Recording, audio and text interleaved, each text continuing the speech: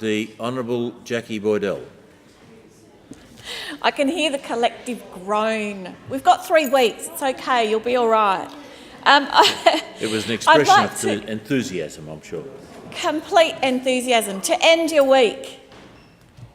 Settle down. You'll be all right.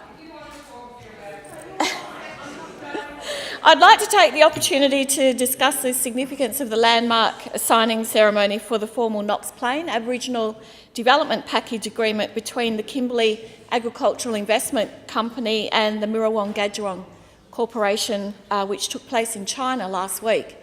And given the historic week we've had in the House towards reconciliation and recognising Aboriginal people in our Constitution, I thought it timely that we make note. Order, members. There's too many audible conversations around the chamber. Thank you, Mr. President.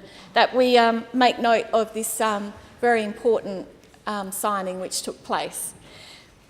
So the signing of that agreement was in Shanghai, and it was led by the Minister for Regional Development, Terry Redmond, and marked actually a major step towards delivering benefits of the Ord final agreement to traditional owners as part of the continued expansion of the Ord in our state's northwest, and I congratulate the Minister on his role in facilitating that historic occasion.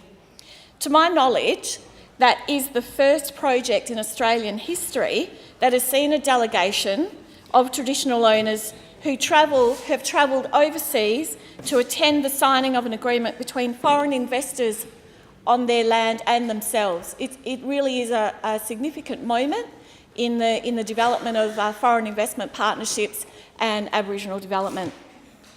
The signing of the Knox Plain Package Agreement between the two parties was a momentous event for both parties and consistent with the original intent of the Native Title Agreement, which was signed about 10 years ago, almost, on the 6th of October, I think it was 2005, by the foreign investors and Miriuwung Gajerrong and the state government of that time.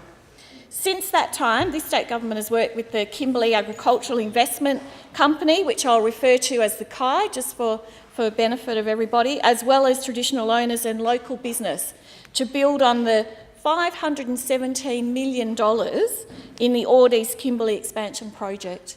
And that is something that I, as a member for Mining and Pastoral Region, are extremely proud of. And that has been dubbed one of the most significant developments ever seen in the north of our state and in the north of Australia. The project includes $332 million from Royalties for Regions, and that's an investment in key agricultural infrastructure and aims to double the size of the Ord irrigation scheme to 29,000 hectares, which is extremely significant for the people of the Kimberley.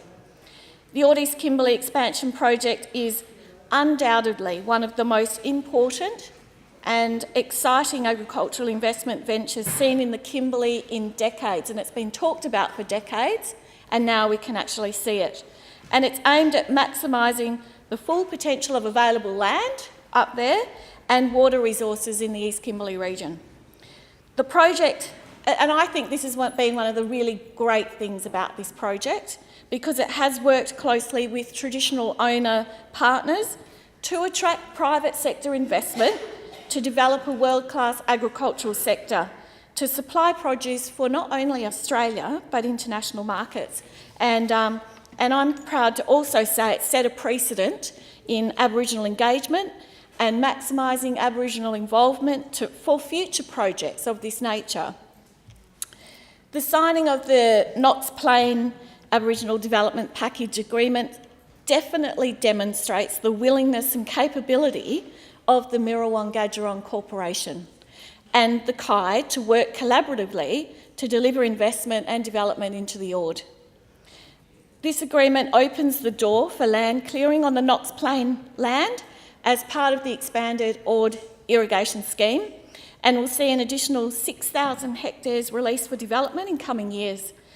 As part of the agreement, the KI will also develop 680 hectares of freehold farmland for the Miriuwung Gajerrong Corporation, and organised commercial lease arrangements for that land. It's a momentous occasion for the Miriuwung Gajerrong people, and for them to travel to China to actually sign this agreement was a major occasion for them, and I know that they welcomed it. Perhaps more importantly, the value of the Knox Plain development package to the Miriuwung Gajerrong people is worth about $8.8 million. So it's significant, and something that I know that the Miriuwung Gajerrong people have been a major player in making sure that that agreement and development package is signed. So that agreement reaffirms the successful working relationship between the Kai and the Miriuwung Gajerrong. And I just want to actually put some real figures on the table for people to understand what the Ord expansion project has delivered directly to Aboriginal people and Aboriginal development, and provided economic opportunity.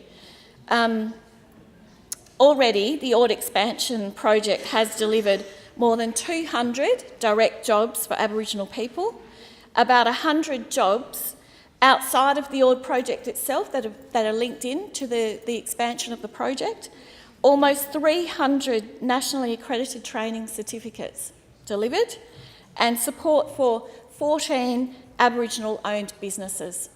And that is something that I know every member of this House would be pleased to be hearing those statistics.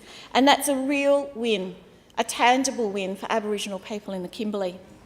I'm going to conclude my remarks by saying that the release of the Knox Plain land is an exciting opportunity for the state's economy as well, and the Kimberley region in particular, and the local communities and Aboriginal people.